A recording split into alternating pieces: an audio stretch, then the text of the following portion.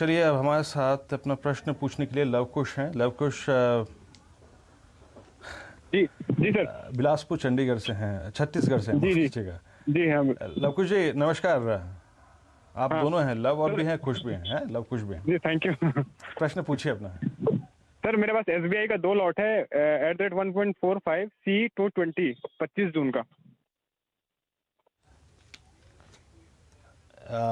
एक सेकेंड, आपके पास एसबीआई के 2 लॉट हैं सीई के। ओके, 1.75 पे लिए हैं 220 की कॉल। सर ये आपने कब लिया था ट्रेड एग्जैक्टली? ये 2 दिन पहले लिया था। ओके, थोड़ा जब कोई चीज़ खरीदते हैं ना तो उसका सर भूत भविष्य वर्तमान सब कुछ देखना पड़ता है। ये नहीं कि बाजार तेज है तो कुछ भी ले लिया। ईश्वर करे आपको इसमें प्रॉफिट हो, आपका पैसा 4 गुना हो जाए, 5 गुना हो जाए, मेरी तो कामना यही रहेगी। लेकिन एसबीआई 146 से भाग रहा है सर, 146 से 50 से अगर आप देखें 60 से 70 70 से 80। इस ट्रेजेक्टरी में आने के बाद I mean risk reward ratio अच्छा नहीं होता है। आपने 75 पे ली और दिक्कत यह है कि आपने इतनी दूर की ले ली कि पूछिए मत। अब ये चमत्कार तभी हो सकता है कि एसबीआई कुछ ऐसा नंबर्स में कर दे कि बस पूछिए मत। आज का दिन बड़ा क्रिटिकल है, कल का दिन इसके लिए बड़ा क्रिटिकल है। जय, इसे आप कैसे अप्रोच करेंगे और आपकी राय क्या होगी इस स्टॉक पे और इस ऑप्शन पे? वीरू, मैं कहूंगा इन्होंने 175 पे लिया है 220 का कॉल, सही है बात? 175 पे, नहीं, 175 पे इन्होंने कॉल लिया है। 220 का कॉल लिया है जय। 220 का कॉल 175 पे लिया है, राइट? नहीं नहीं, इन्होंने 220 का कॉल लिया 1.75 पे। 1 रुपए, हाँ हाँ। हाँ हाँ तो मेरे हिसाब से क्या करना जी। चाहिए, उन्हें 230 का 2 कॉल ऑप्शन बेच देना चाहिए वीरू। तो उसमें क्या ना, ये हेज हो जाएंगे कहीं ना कहीं। मैं कहूंगा 230 के ऊपर जाने का चांसेस हमें भी कम लगता है। और वो 1 रुपए पे बिक रहा है अभी, तो 2 रुपया इन द मनी हो जाएगा। और अगर ये 220 से 230 के बीच में अगर आ जाता है वीरू, मैं कहूंगा इसमें मैक्सिमम प्रॉफिट इन्हें कहाँ पे होगा? मैक्सिमम प्रॉफिट इन्हें अगर आप देखें तो अगर 230 पे होगा, 230 पे मैक्सिमम प्रॉफिट इन्हें वीरू कहीं ना कहीं 10 रुपए 25 पैसे का हो जाएगा। तो ये 230 के 2 कॉल ऑप्शन बेच दे तो ज्यादा बेटर रहेगा। अगर इन्हें इतना ही कॉन्फिडेंट है कि 220 आना है तो ये हेज करके चल, उसे हम कहेंगे बुल कॉल रेशियो स्प्रेड।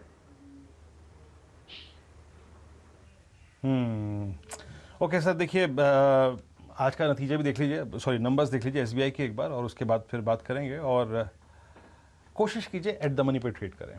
और मेरे ख्याल से मुझे लगता नहीं कि आप दो कॉन्ट्रैक्ट बेच पाएंगे इसमें। खैर, एक बार फिर से कल आपके प्रश्न पर बातचीत कर लेंगे। मेरे जहन में एक ऑप्शन ट्रेड आ रहा है, प्लीज़ देखिए, अभी नहीं लेकिन इसको जहन में रखिएगा। अगर निफ्टी स्टेबल होता है 10,050 के आसपास, बैंक निफ्टी स्टेबल होता है 300 के आसपास, कल किलो के आसपास। अभी कुछ सुबह एक स्टॉक शैली ने डिस्कस भी किया था, एनआईटी टेक, जरा प्लीज़ देखे आइए। ये सुबह ओवर हीटेड हो गया था लेकिन अब एक बार फिर से रिट्रेस होकर नीचे आ गया है।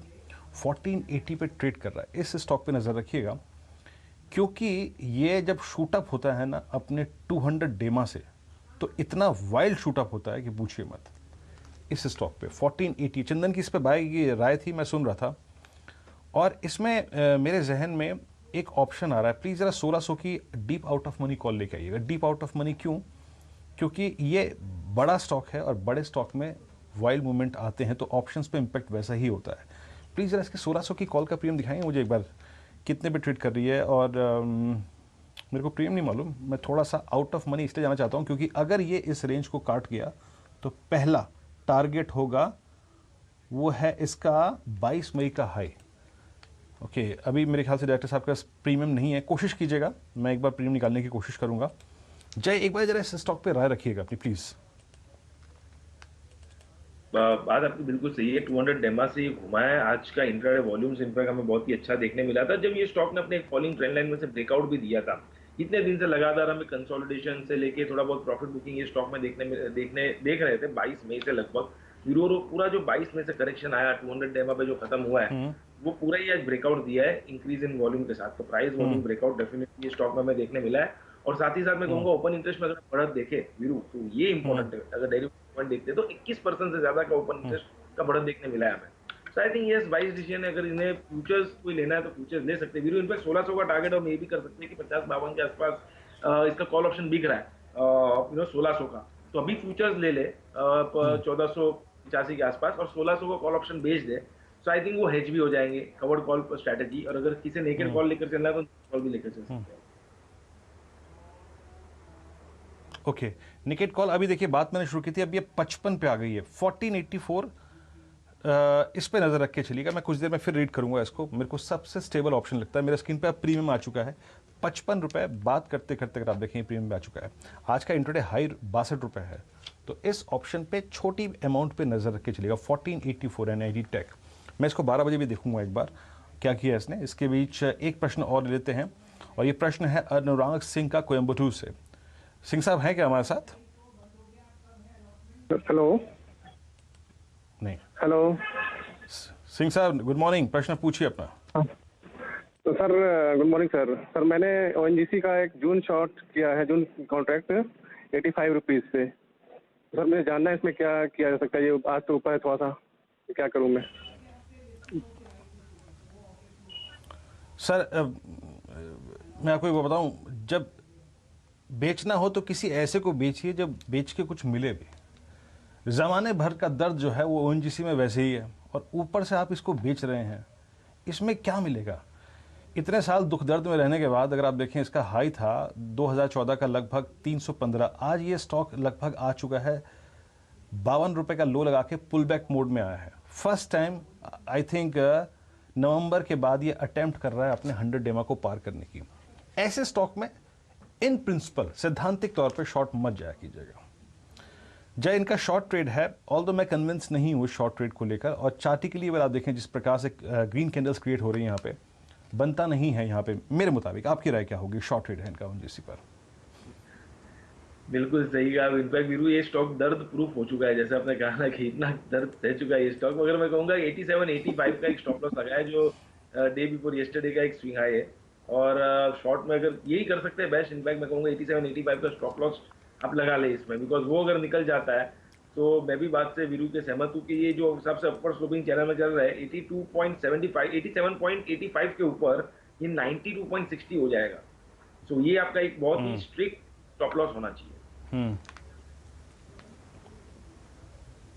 ओके, स्टॉप लॉस रखिए और थोड़ा अच्छा स्टॉक ढूंढिए सर, स्टॉक सिलेक्शन कीजिए, और चार्ट देखने के लिए मनी कंट्रोल की साइट का इस्तेमाल कीजिए। आप एक काम कीजिए और चार्ट पढ़िए। मैं ये नहीं कह रहा हूँ कि आप बिल्कुल ही पंडित बन जाइए उसमें, कि एकदम महारत हासिल कर लीजिए, लेकिन एटलीस्ट लो क्या है इस दौर का, हाई क्या है, कहाँ ट्रेड कर रहा है, शॉर्ट में कितना अच्छा रिवॉर्ड है या नहीं, ये आपको मालूम होना चाहिए। इस बीच वो ऑप्शन देखिए, और NIT करीब करीब मैंने बात की थी 1480 पे, अब 1490 पे आ चुका है, और वो ऑप्शन करीब 5740 पे। और याद रखिए ये ऑप्शन अगर 5740 है, अगर 62 रुपये निकाल गया, 62 रुपये अगर निकाल गया, तो ये बहुत बहुत बहुत डिसेंट मूव देगा। NIT एक ऐसा स्टॉक है जो कि किसी भी मार्केट के सर्कमस्टेंसेस में कुछ भी कर सकता है। जय, आपके दो ट्रेड्स कौन से होंगे? बिल्कुल शॉर्ट साइड पर दो ट्रेड दूंगा मैं व्यू। पहला तो जो मेरा सेल रिकमेंडेशन है वो मैरिको फ्यूचर्स पे है। मैरिको फ्यूचर्स पे मुझे ऐसा लग रहा है यहाँ से हमें थोड़ा एक दबाव देखने मिल सकता है। इसमें टारगेट नीचे की तरफ बन रहे हैं 320 से लेकर 315 के। मैरिको फ्यूचर्स को सेल करके चले 339 का एक स्टॉप लॉस रहेगा। दूसरा सेल रिकमेंडेशन वीरू मेरा जुबिलेंट फूड्स के ऊपर है। जुबिलेंट फूड्स में मुझे ऐसा लग रहा है कि यहाँ से हमें एक अच्छी गिरावट हमें देखने मिल सकती है। शॉर्ट टर्म में प्रॉफिट बुकिंग के लिए इसे बेचे 1608 से लेकर 1590, ये दो टारगेट के लिए। स्टॉप लॉस रहेगा 1701 का। ओके, शुक्रिया जय, आप इस कार्यक्रम में शामिल हुए। सभी स्टॉक्स और इंडस्ट्रीज पर अपनी राय रखी आपने, और